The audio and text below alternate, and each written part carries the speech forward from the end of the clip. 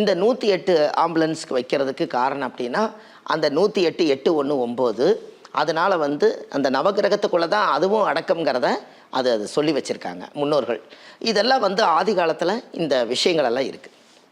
சரி, இப்போது இந்த வானசாஸ்திரத்தில் இருந்து நம்மளுடைய துவாரம் மூலியமாக தான் உடம்புல இயங்குதுன்னு நம்ம எடுத்துக்கிட்டோம். இப்போது ஒரு ஜாதகத்தில் ஒரு திசை வேலை செய்யும் இல்லைங்களா? நமக்கு ஒரு திசை நடக்குது, பிறக்கும்போது ஒரு திசை, வளரும்போது ஒரு திசை, இப்போ கரண்ட்டில் நம்ம வயசுக்கு தகுந்த மாதிரி ஒரு திசை பிறந்திருக்கும் இல்லைங்களா?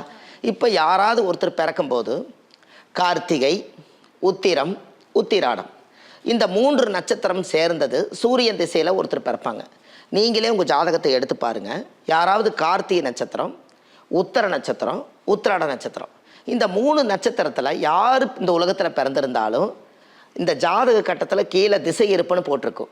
ஆதியந்த பரம நாளிகை, தாய் மாதா கர்ப்பத்தில் சென்றது போக நின்றது இருப்பு, சூரிய மகாதிசை 3 வருஷம் 6 மாதம் 10 நாள், இல்லை 4 வருஷம் 7 மாதம் 6 நாள், இப்படி ஏதாவது கொடுத்துருந்தா அந்த தாயுடைய கர்ப்ப திசைன்னு ஒன்று வரும்.